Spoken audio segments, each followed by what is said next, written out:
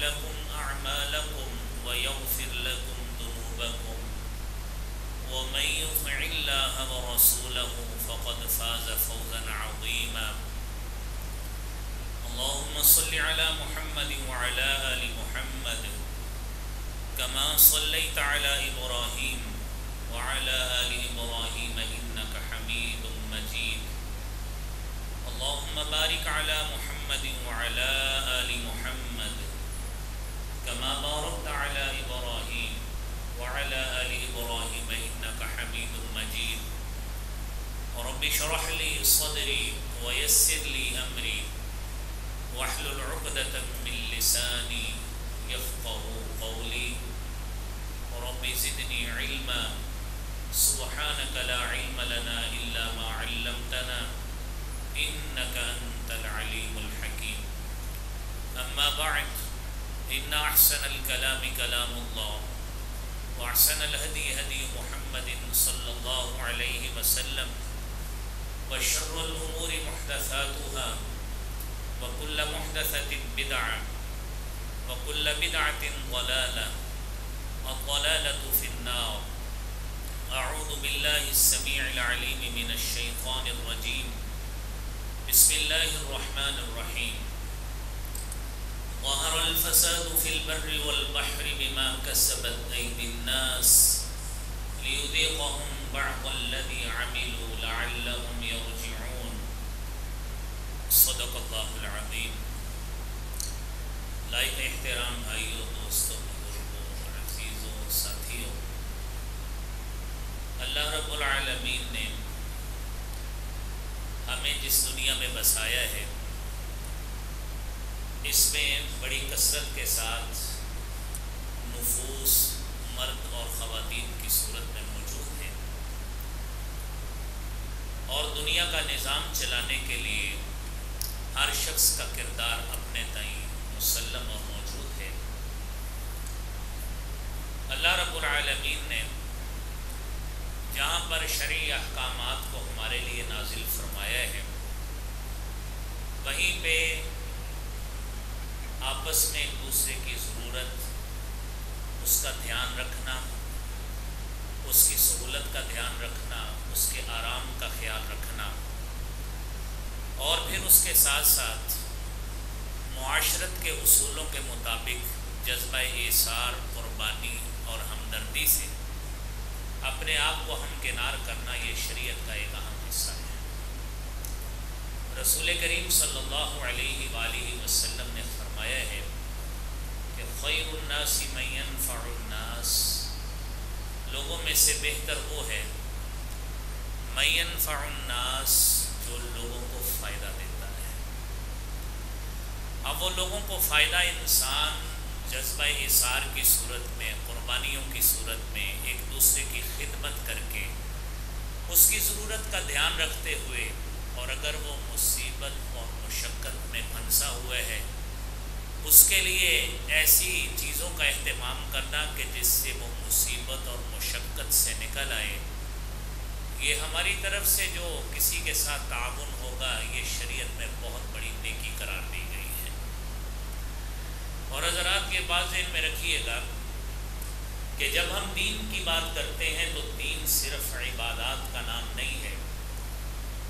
یہ ایک جدید ملحدین کا، ایتھیسٹ کا نظریہ ہے کہ آپ جب دین کی بات کرتے ہیں تو آپ صرف اس کو نماز تک، روزے تک اور عبادات تک ملحوظ رکھیں.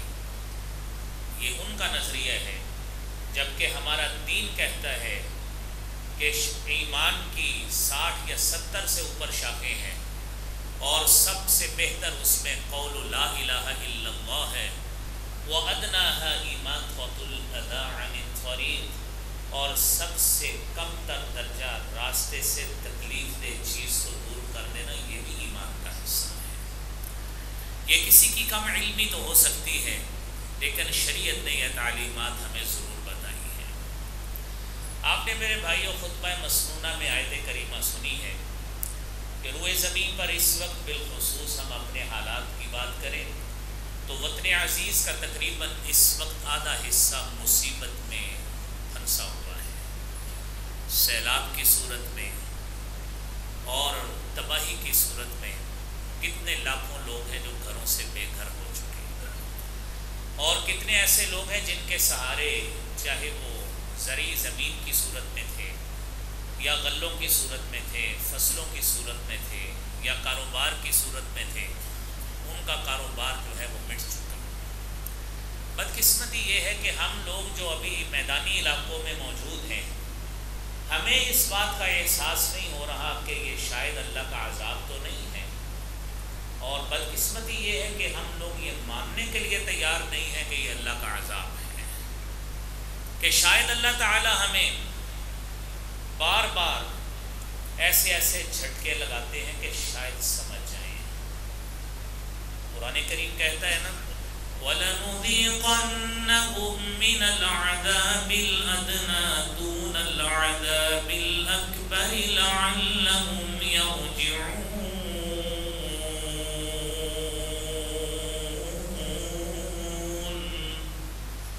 ہم آپ کو پہلے تھوڑا جھٹکا لگائیں گے، ادنا عذاب دیں گے، بڑا عذاب آنے سے قبل تمہیں ایسے ایسے ویک اپ کالز آئیں گی کہ تمہیں احساس کرنا چاہیے کہ تم شریعت کے راستے سے منحرف ہو رہے ہو۔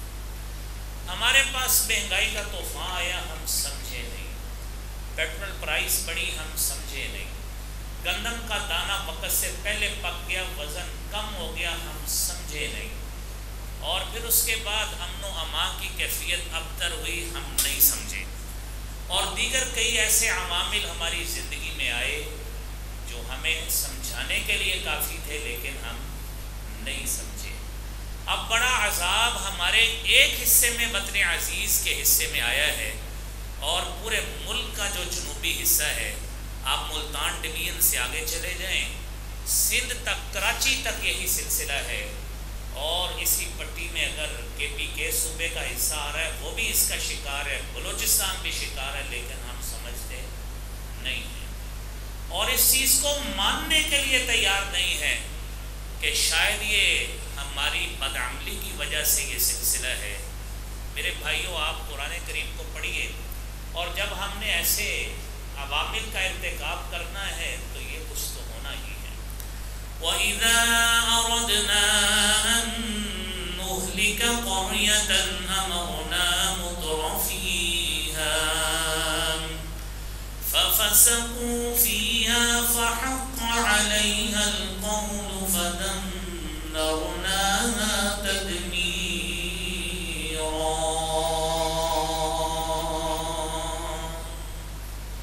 جب ہم کسی بستی کو تباہ کرنے کا ارادہ کرتے ہیں، امرنا مترفیہا، جو اس میں صاحب ثروت، صاحب اختیار و اقتدار، مال و دولت والے لوگ ہوتے ہیں، جن کی بڑی لگژوریس قسم کی لائف ہوتی ہے، پرتعیش زندگی ہوتی ہے، پھر وہ لوگ سب سے پہلے اللہ کی نافرمانی کرتے ہیں۔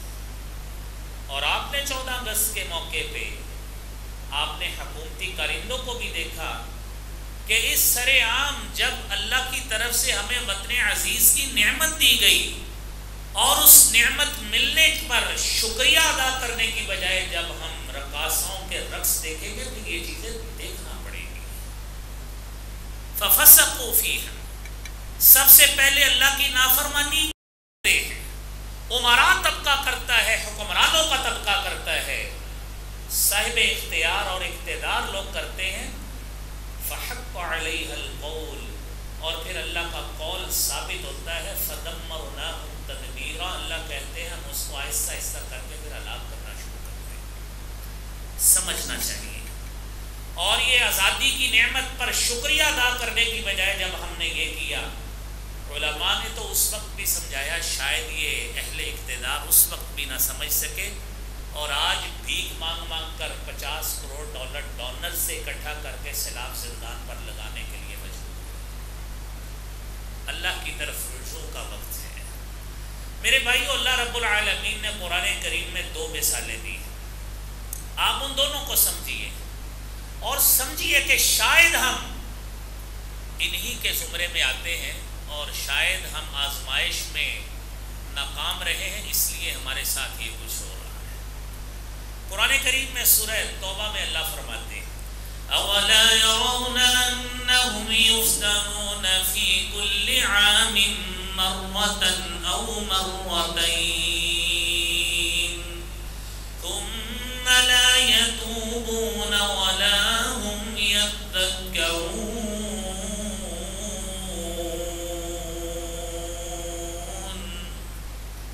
یہ لوگ دیکھتے نہیں ہیں، سمجھتے نہیں ہیں، عقل کام نہیں کرتی.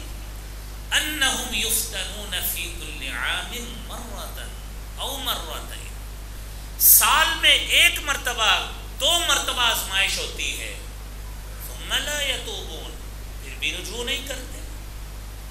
ہمارے پاس سیلاب آتا ہے سال میں، ہر سال سیلاب آتا ہے، لیکن سلسلہ یہ ہے کہ بسا اوقات اس کے افیکٹڈ ایریاز، متاثرہ علاقے تھوڑے ہوتے ہیں، بسا اوقات وہ زیادہ ہو جائے تو اس کے متاثرہ علاقے زیادہ ہو جاتے ہیں. تو سمجھنا تو ہمیں چاہیے. اللہ کہتے ہیں ثم لا یتوبون، پھر بھی توبہ نہیں کرتے. ہمارے کرنے کا کام تو یہ ہے کہ ہم من حیث القوم حکمران کی طرف سے اعلان ہو کہ ہم سارے گناہگار ہیں، ہم اللہ رب العالمین کی طرف رجوع کرتے ہیں، شاید ہمیں گناہوں کی سزا مل رہی ہے اور ہم اس زوم میں مبتلا ہیں کہ ہمارا تو زمین ہی بڑی زرخیز ہے، غلہ ہی بڑا نکلتا ہے. وہ سارا جدھر سے کپاس نکلنی تھی اب سارا ایریا تباہ و برباد ہو گیا. اس کو بھی سن لیجئے کہ اگر خوشگمانی لگائی ہے تو قرآن نے اس بارے میں بھی بتایا ہے. وَضَرَبَ اللَّهُ مَثَلًا قَرْيَةً كَانَتْ آمِنَةً مُطْمَئِنَّةً يَأْتِيهَا رِزْقُهَا رَغَدًا مِّن كُلِّ مَكَانٍ فَكَفَرَتْ بِأَنْعُمِ اللَّهِ فَأَذَاقَهَا اللَّهُ لِبَاسَ الْجُوعِ وَالْخَوْفِ بِمَا كَانُوا يَصْنَعُونَ.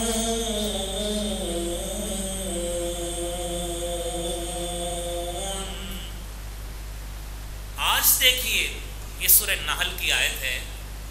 اللہ تعالیٰ نے ایک ایسی بستی کی مثال بیان کی، کانت آمنتن، بڑی امن میں تھی، پرسکون تھی، مطمئن تھی. یأتیہا رزقہا رغدا، بڑا بافراغت رزق ہر سال آتا تھا. جس طرح ہمارے ہاں گندم کے موسم میں گندم بڑی اچھی ہوتی ہے، کپاس کے موسم میں کپاس بڑی اچھی ہوتی ہے، ربیع اور خریف دونوں فصول جو ہیں وہ اپنے اپنے وقت پہ بڑی اچھی ہوتی ہے. حکمران اپنے طور پہ مطمئن ہے کہ بڑا جی ہماری زمین غلہ بکھیر رہی ہے، سارا کچھ مل جائے گا. کیا کیا؟ اللہ کا شکر کرنے کی بجائے فَكَفَرَتْ بِأَنْعُمِ اللَّهِ، اللہ کی نعمتوں کی ناقدری کی. چاہیے یہ تھا ہاں کہ ہم اپنے رب سے سجدے سے سر نہ اٹھاتے، ہم اپنے کاروبار میں جو زکوٰۃ کا سلسلہ ہے ہم اس کو بہتر سے بہتر کرنے کی کوشش کرتے، لیکن زکوٰۃ کے سلسلہ بہتر کرنے کی بجائے زکوٰۃ میں چوری شروع کر دی، لوگوں کا حق مارنا شروع کر دیا، ناجائز منافع خوری شروع کر دی، اور ہولڈنگ سسٹم سٹاک کرنا، لوگوں کی مجبوری سے ناجائز فائدہ اٹھانا شروع کر دیا. اور بدقسمتی دیکھیے کہ آج یہ آپ بھی ماشاءاللہ چیزیں ساری دیکھتے ہیں کہ وہ جو بارش کے علاقوں میں پلاسٹک کی شیٹ جو سینکڑوں میں آتی ہے وہ ہزاروں 8-8 10-10 ہزار میں بک رہی ہے.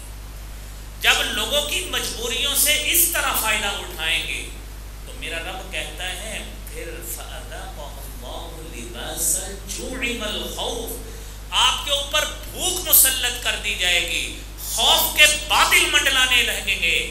تم نے اپنے کرتوت صحیح نہیں کیے تو لہذا تب تمہیں اسی کام پر خمیازہ کرنا پڑے گا.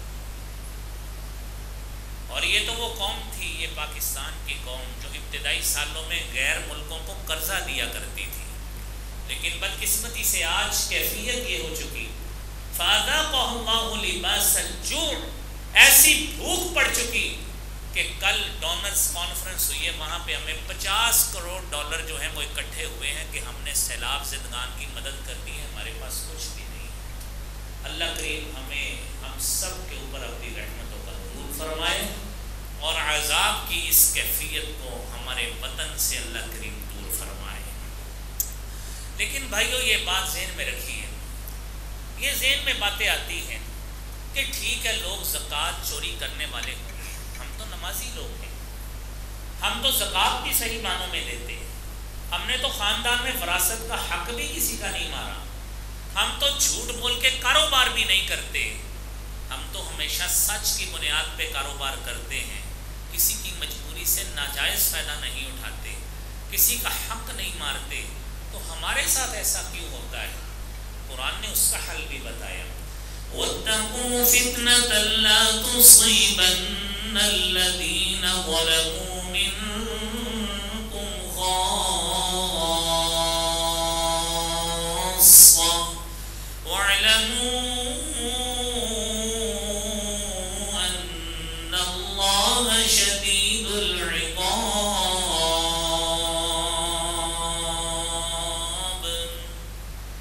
جب اللہ رب العالمین کی طرف سے آزمائش آتی ہے، فتنہ آتا ہے، اور یہ طوفان، سیلاب، زلازل اور اس طرح کی مصیبتیں آتی ہیں، تو مت سمجھیے گا پھر یہ آپ میں سے جو گناہگار ہیں وہی اس سے متاثر ہوں گے، ہرگز نہیں۔ اگر سیلاب ان علاقوں میں آیا ہے وہاں پہ مساجد بھی ڈوبے گی، وہاں پہ مساجد بھی ڈوبے گی، نیک لوگوں کے گھر بھی ڈوبیں گے، کاروبار جہاں پہ ساری دنیا کا تباہ ہوا ہے نیک لوگوں کا بھی تباہ ہوا۔ لا تصیبن الذین ظلموا منکم خاصہ، یہ پن پوائنٹ کر کے ایگزیکٹلی فوکس کر کے کسی شخص کو عذاب نہیں یا آزمائش کا عطا ہوتا، اس کے ہاں سارے کے سارے لگے جاتے ہیں، پھر اللہ کی رحمت ہوتی ہے، اللہ تعالیٰ ان کو اس چیز کا گناہ نہیں دیتے، ان کو وہاں سے معاف کر کے ان کے لیے بہتر مستقبل لکھ دیتے۔ یہ عوام الناس کا اور نیک لوگوں کا پھر فرق نکلتا ہے۔ میرے محترم بھائیوں، جہاں پہ مومنوں کے ساتھ یہ مسائل ہیں، جامع ترمذی کی حدیث ہے 2398 نمبر، حضرت سعد بن ابی وقاص رضی اللہ تعالی عنہ بیان کرتے ہیں، آپ صلی اللہ علیہ وسلم سے سوال کیا، اللہ کے رسول صلی اللہ علیہ وسلم مصیبتوں میں سب سے سختی کن لوگوں پہ آتی ہے؟ کن لوگوں پر سب سے زیادہ مصیبت، مشقت، بلائیں، آفات، آزمائشیں کن لوگوں پہ آتی ہیں؟ آپ نے فرمایا مصیبتیں، مشقتیں، بلائیں، آزمائشیں جتنا جتنا آپ کے اندر دین ہے اس کے حساب سے آتی ہیں۔ کیا مطلب؟ ایک شخص ہے اس کو دین کا پتہ ہی کچھ نہیں ہے اور وہ دین کے معاملات کو سمجھتا ہی نہیں ہے، اس کو دینی امور کا بالکل علم کوئی نہیں ہے، اور آپ سمجھیں گے کہ ایک مومن آدمی کی آزمائش جس طرح ہو رہی ہے اس کی بھی اسی طرح ہی ہوگی؟ ہرگز نہیں۔ آپ نے فرمایا سب سے پہلے ان مصیبتوں آزمائشوں کا سامنا کرنے والے الانبیاء، انبیاء علیہم الصلاۃ والسلام کی جماعت ہے، ثم الامثل فالامثل، پھر اسی طرح ہی بتدریج ان کے پیچھے آتے جائیے جو ان کے طریقوں پہ چلتے رہے، ان لوگوں پہ آزمائشیں آتی ہیں۔ دنیا دار لوگوں پر جن کو اللہ نے دنیا کی سہولتیں، آزمائشیں دی ہیں، سہولتیں سارا کچھ دیا ہے، وہ ان سے ساری دنیا کی آسائشیں خرید سکتے ہوتے ہیں، آزمائشیں ان پہ نہیں آتی۔ آزمائشیں اہل دین کو آتی ہیں۔ انبیاء علیہم الصلاۃ والسلام سب سے بڑی آزمائشیں بھگتنے والے تھے، اور آپ نے فرمایا فَيُبْتَلَى الرَّجُلُ عَلَى حَسْبِ دِينِهِ، ہر شخص جتنا دین پہ کاربند ہے اتنی آزمائشیں اس کے اوپر آتی ہیں، اور آپ نے فرمایا فَإِنْ كَانَ دِينُهُ صُلْبًا، اگر وہ دین پہ اچھی طرح مستقیم ہے، استقامت کے ساتھ قائم ہے، اشتد بلاؤہ، اس کی مصیبت بھی اتنی ہی سخت ہوتی ہے، آزمائش بھی اتنی ہی سخت ہوتی ہے۔ اس کائنات کی سب سے نیک ترین ہستی جناب محمد مصطفیٰ صلی اللہ علیہ وآلہ وسلم، آزمائشوں کے پہاڑ آپ صلی اللہ علیہ وسلم پر ٹوٹے، شاب ابی طالب میں آپ کو 3 سال محصور ہونا پڑا، یہ مجھے اور آپ کو نہیں ہونا پڑا، ہماری تو ایک دن ایک وقت پہ روٹی نہ ملے، تصور کریں ہم کیا کر سکتے ہیں۔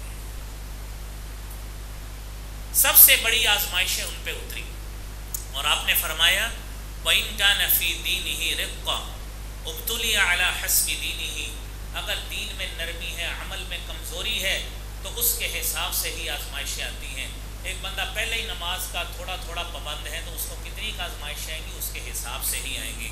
فرمایا فَمَا يَبْرَحُ الْبَلَاءُ بِالْعَبْدِ حَتَّى يَتْرُكَهُ يَمْشِي عَلَى الْأَرْضِ مَا عَلَيْهِ خَطِيئَةٌ، یہ بندہ جو آزمائشوں میں مبتلا ہے، اس کی کیفیت ایسی ہوتی ہے کہ یہ آزمائشوں میں گھرا رہتا ہے، آزمائشیں گھیری رہتی ہیں، اس کو وقت ایسا آتا ہے ان آزمائشوں کی وجہ سے اس کے گناہ جھڑتے رہتے ہیں، اور جب دنیا سے جانے کا وقت آتا ہے ما علیہ خطیہ، اس کے نامہ اعمال میں کوئی گناہ بھی نہیں ہوتا، ایسے ہی جنت میں چلا جاتا۔ نیک لوگوں پہ آزمائشیں اس طرح کی جو آتی ہیں، وہ نیک لوگوں کی آزمائشیں اس طرح کی ہوتی ہیں، صبر کے ساتھ شرط ہے اس کو صبر سے برداشت کریں۔ میرے محترم بھائیوں، اس لیے رسول کریم صلی اللہ علیہ وسلم نے فرمایا تھا الدنیا سجن المومن وجنت الکافر، دنیا مومن کے لیے تو ایک قید خانے کی حیثیت رکھتی ہے، لیکن ایک کافر کے لیے اس کی حیثیت کیا ہے؟ ایک کافر کے لیے وہ جنت ہے، سارا کچھ اس کے لیے یہ دنیا ہی دنیا ہے، لیکن مومن آدمی کے لیے یہ دنیا سارا کچھ نہیں ہے، اس نے اپنی لو آخرت میں اللہ رب العالمین سے لگائی ہوتی ہے۔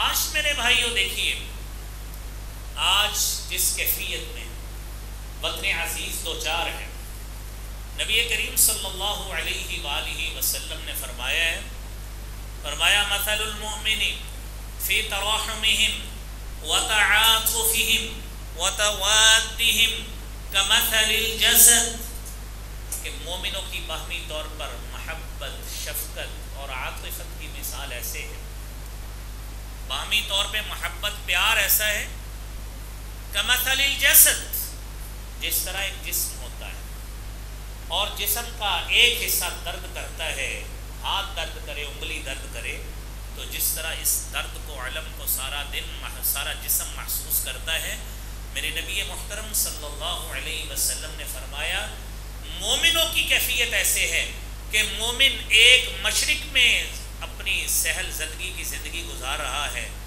مغرب میں کسی بھائی کو تکلیف ہے، اور اسی طرح دنیا کی ایک نکر والے کسی وطن میں، کسی شہر میں ایک حصے والے امن اور سکون کی کیفیت میں زندگی گزار رہے ہوں، جبکہ دوسری طرف وہ مصیبت میں، آزمائشوں میں بے گھر ہو کر اور خوراک کے بغیر اور گھر کے بغیر، چھت کے بغیر، مصیبتوں میں، پریشانیوں میں اس طرح زندگی گزار رہے ہوں۔ ان اشتکا لہ عضو تداعی لہ سائر الجسد بالسہر والحمى، جس طرح ایک جسم کے ایک حصے کو شکایت ہو، سارا جسم اس کے لیے ساری رات بیدار رہتا ہے۔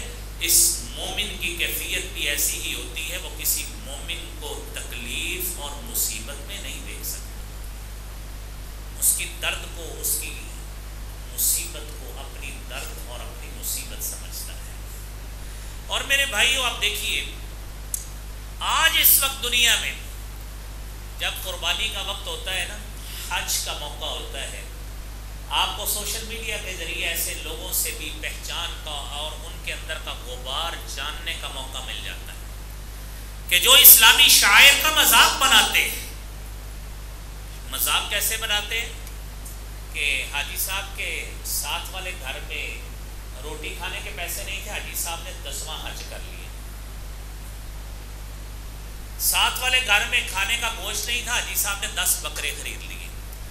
آج آئے وہ لوگ، کہاں ہیں وہ لوگ جن کو اب انسانیت اتنی ترس پہ، اتنا جن پہ ترس آتا ہے، آج لے کے آئے اپنا مال، لا کے ان لوگوں پہ نچھاور کرے جو ہمارے بھائی، جن کی ایک محدود سی تعداد بھی اگر بتائی جاتی ہے تو 4 کروڑ بتائی جا رہی ہے، جو بے گھر ہو چکے ہیں۔ لائیں اپنا مال، اب یہ کدھر گئے ہیں سارے، اب کن بلوں میں گھس گئے ہیں۔ اور آپ حیران ہوں گے، یہ ٹی وی ٹاک شوز میں اور ہمارے مختلف ٹی وی چینلز پہ ایسے ایسے شوز ہوتے تھے 5 کلو سونا ملے گا. اور بھائی آپ 1 تولہ ان کو دے دیں جو اپنی مصیبتوں میں پھنسے. آپ لوگوں کو 5-5 تولہ دے کے کون سے اپنے چینل کی ریٹنگ بڑھا رہے تھے؟ کون سی آپ کاریں اپنی چینل پہ انعامات بتانے پہ لوگوں کو بانٹ رہے تھے؟ اب آئیں ان کو آ کر دیں. کہاں گئی ہیں وہ NGOs جو خواتین کے حقوق کے نام پر نعوذ باللہ دھندا کرتے ہوئے 8 مارچ کو آپ کے سامنے فحاشی اور عریانی کا بازار گرم کرتی ہیں اور نازیبا جملے اپنے پوسٹرز پر لکھ کر، اخلاق باختہ جملے لکھ کر خواتین کے حقوق کا علم بلند کرتی ہیں؟ ان کی آنکھیں آج کیوں نہیں کھلتی کہ انہی علاقوں میں جہاں پہ اگر 4 کروڑ لوگ ہیں ان میں 2 کروڑ خواتین بھی بے گھر ہو چکی ہیں. آئیں اب لے کے آئیں اپنی NGOs کے پیسے لا کے دے انہیں گھر، جن کے پاس پہننے کے کپڑے نہیں ہیں، جن کے پاس رہنے کے لیے گھر نہیں ہے، کھانے کے لیے راشن نہیں ہے، جو بے گھر ہو چکے. اب آئیں، یہ بھی خواتین کے حقوق ہیں، لے کر آئیں ان کے لیے کچھ. اب اور بدقسمتی یہ ہے کہ ٹی وی ٹاک شوز والے، لاکھوں لاکھوں کا سونا دینے والے، موٹر سائیکلیں بانٹنے والے، کاریں بانٹنے والے اور جیولری بانٹنے والے، یہ سارے اب سو گئے ہیں کن کن بلوں میں جا کر. انہیں تلاش کرنا چاہیے کہ اب قوم جو ہے وہ مصیبت میں پھنسی ہے، اپنے خزانوں کے ابو کھولے لے کر آئے. یہ لوگ جو 2.5 لاکھ کا آئی فون پکڑ کے کہا کرتے ہوتے تھے کہ 10,000 یہ 50,000 کا بکرے کی قربانی نہیں دینی چاہیے، غرباء میں ناداروں میں بانٹنا چاہیے، اب بیچیں اپنے آئی فون اور 3310 لے کر اپنے فقراء میں ناداروں میں پیسے وہ تقسیم کریں. پتہ لگے کہ جذبہ قربانی کتنا ہے. یا صرف شاعر اسلام پہ آپ کو باتیں کرنا آتی ہیں؟ میرے محترم بھائیوں، آج ضرورت اس امر کی ہے کہ ان بھائیوں کی ڈھارس بندھائی جائے اور اپنے ان لوگوں کی مدد کی جائے. ہماری ذمہ داریوں میں یہ بات شامل ہے. میرے بھائیوں، خدمت خلق کرنی چاہیے. اور آپ نے یہ حدیث سنی، نبی کریم صلی اللہ علیہ وآلہ وسلم نے فرمایا المسلم اخو المسلم، مسلمان مسلمان کا بھائی ہے. لا یظلمہ، وہ خود بھی اس پہ ظلم نہیں کرتا. ولا یسلمہ، نہ ظلم کرنے کے لیے اس کو ظالم کے حوالے کرتا ہے اور نہ ہی ایسے حالات کے رحم و کرم پہ اس کو چھوڑتا ہے کہ وہ بے یاروں مددگار پھرتا رہے، ہم اپنی آرام سے پرتعیش زندگی گزارنے میں لگے رہے. نہیں، میرے نبی محترم صلی اللہ علیہ وسلم نے فرمایا، ابتدا میں آپ کو حدیث سنائی، ہمارا دین ہے ہی ایمان کے بعد خدمت خلق کا نام. فرمایا الایمان بضع و70 شعبہ، اور ایک حدیث میں بضع و 60 شعبہ کے لفظ ہیں کہ ایمان کی 70 سے زائد شاخیں ہیں. صحیح مسلم کی 35 نمبر حدیث ہے، 70 سے زائد شاخیں. فافضلها قول لا الہ الا اللہ، اور اس میں سب سے بہترین اور اعلیٰ ترین اور افضل ترین بات ایمان میں لا الہ الا اللہ زبان سے ادا کرنا ہے. اور فرمایا وَأَدْنَاهَا إِمَاطَةُ الْأَذَى عَنِ الطَّرِيقِ، اور سب سے کم تر درجہ اس کا یہ ہے کہ آپ کسی راہگیر کو نقصان سے بچانے کے لیے کوئی تکلیف دہ چیز راستے سے دور کر دیں. یہ بھی ایمان کا ایک حصہ ہے. ہمارے دین نے ہماری یہ تربیت کی ہے. اور میرے محترم بھائیوں، قرآن کریم نے اس ایمان کو خدمت خلق کے لیے شرط لگائی ہے کہ آپ مخلوق کی خدمت کرنا چاہتے ہیں اور اللہ سے اجر ثواب پانا چاہتے ہیں تو یاد رکھنا یہ ایمان کے بغیر اجر حاصل نہیں ہوتا. ان الذين آمنوا وعملوا الصالحات كانت لهم جنات الفردوس نزلا خالدين فيها لا يبغون عنها حولا. جو لوگ ایمان لائے، نیک عمل کریں، ایمان بنیاد ہے. ایمان کے بغیر جتنی مرضی نیکیاں کر لے وہ اللہ کے ہاں شرف قبولیت حاصل نہیں کر سکتے. میرے بھائیوں، رسول اقدس صلی اللہ علیہ وآلہ وسلم کے پاس آپ کے صحابی حکیم بن حزام رضی اللہ تعالی عنہ تشریف لائے اور آپ سمجھے سمجھیے دنیا میں آپ کے سامنے کئی ایسے کریکٹرز آتے ہیں. میں نے جس طرح آپ کو بتایا وہ ساری تنظیمیں کدھر گئی, وہ سارے لوگ کدھر گئے جو رفاہی کاموں کے نام پہ لوگوں سے لاکھوں کروڑوں اربوں روپیہ وصول کرتے ہیں. وہ چاہے کراچی کی تنظیمیں ہوں, لاہور کی تنظیمیں ہوں, سرکاری ہوں, جہاں کی بھی ہو. آپ کو یہ لوگ اگر نظر آئیں گے پاک آرمی کے لوگ نظر آئیں گے یا مذہبی تنظیموں کے لوگ نظر آئیں گے. کوئی آپ کو یہ تنظیموں کے لوگ نظر نہیں آئیں گے, کوئی NGOs کے لوگ نظر نہیں آئیں گے. ایمان موجود ہے, اللہ نے ایمان کی دولت دی ہے, لائیں اپنا مال, لائیں لوگوں سے مال لا کے صرف کریں, اللہ سے اجر پائیں. حکیم بن حزام کہتے ہیں میں ایمان لانے کے بعد اللہ کے رسول صلی اللہ علیہ وسلم کے پاس گیا اور پوچھا یا رسول اللہ صلی اللہ علیہ وسلم ارأیت, کیا خیال ہے, اشیاء کنت اتحنث بها فی الجاہلیہ, جو میں جاہلیت میں عبادت سمجھ کے کام کرتا تھا وہ کیا تھا, من صدقۃ او عتاقۃ, غلاموں کی آزادی کر دی, صدقہ و خیرات کر دیا, وصلۃ رحم, اور صلہ رحمی کر دی. تو فہل فیہا من اجر, کیا مجھے وہ جو اسلام سے پہلے میں یہ کام کرتا رہا ہوں اس کا بھی اجر ملے گا؟ میرے نبی محترم صلی اللہ علیہ وسلم نے فرمایا میرے صحابی اگر تو واقعتاً ان پہ اجر حاصل کرنا چاہتا ہے تو قانون یاد رکھنا, اسلمت علی ما سلف من خیر, جو گزر چکا وہ نیکیاں بھی حاصل کرنا چاہتے ہو تو اسلام قبول کرنے کا عمل آپ کے ساری پچھلی نیکیاں ان کو ہرا کر کے آپ کو نامہ اعمال میں نیکیاں دلا دیں. لیکن یاد رکھنا اگر ایمان نہیں لائے تو ایمان کے بغیر کچھ بھی نہیں.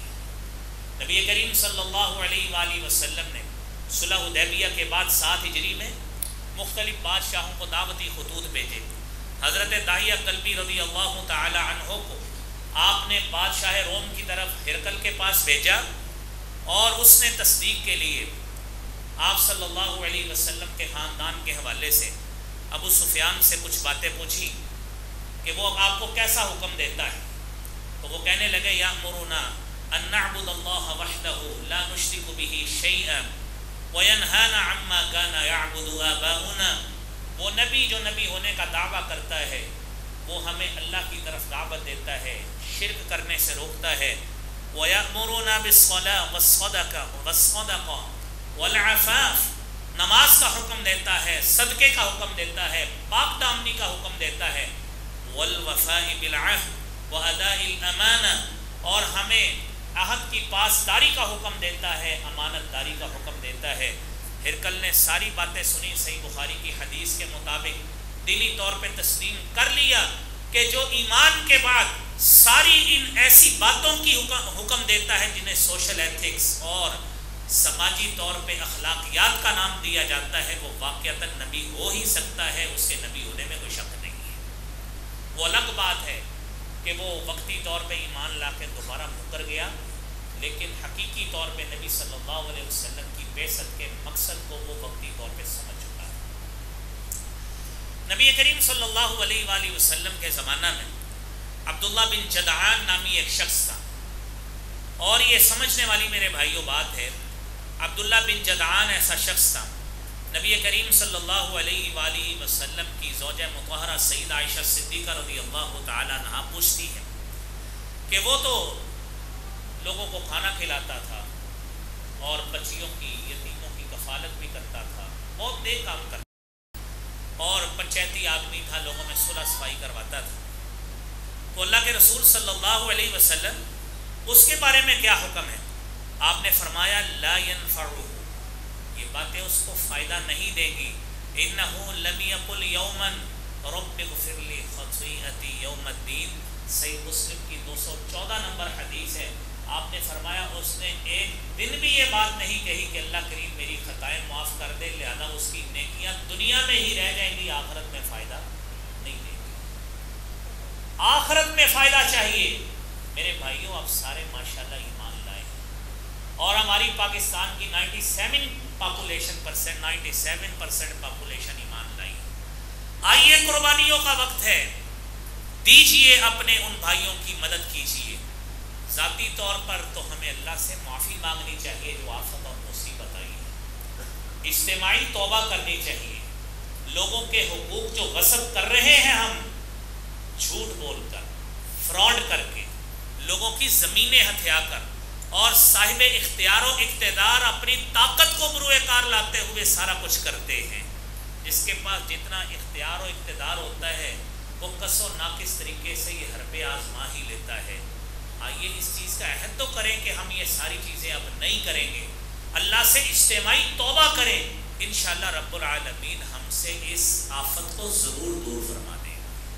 اور ساتھ ساتھ میرے بھائیوں، ان لوگوں کی مدد کرنا، ان بھائیوں کی مدد کرنا، اپنے ان تمام اہل وطن کی جو اس وقت گھروں میں بے گھر ہو چکے، جن کے پاس رہنے کا کچھ نہیں ہے، کھانے کے لیے کچھ نہیں ہے، وسائل زندگی گزارنے کے ختم ہو چکے، پانی میں بہہ چکے، ان کی میرے بھائیوں مدد کرنا. اللہ کریم نے ہمیں اس وقت امن میں رکھا ہے. اس مالک کا کروڑہا شکر کرنا چاہیے کہ اس نے ہمیں آفت اور مصیبت سے بچایا ہے. اللہ کریم ہم سب کو اس کی توفیق عطا فرمائے. اور اگر ہمیں ہمارے سامنے ہماری جماعت کے لوگ ملتے ہیں اور دینی تنظیمیں ملتی ہیں، ان کے ساتھ تعاون کریں تاکہ آپ کا تعاون میرے بھائیوں وہاں پہ پہنچے. اللہ کریم ہم سب کو اس کار خیر میں حصہ لینے کی بھی توفیق عطا فرمائے.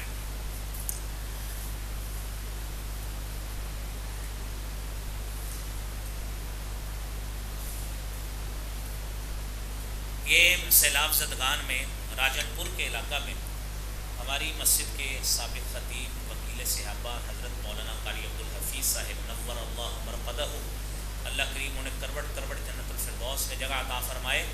یہ قاری صاحب کے بیٹے کے سسرال والوں کی طرف سے اپیل کا پیغام ہے، تو ان کے لیے تعاون فرمائے. حاجی اکرم صاحب کو ذاتی طور پہ جو شخص ان کے لیے تعاون کرنا چاہ رہا ہو تو حاجی صاحب سے ذاتی طور پر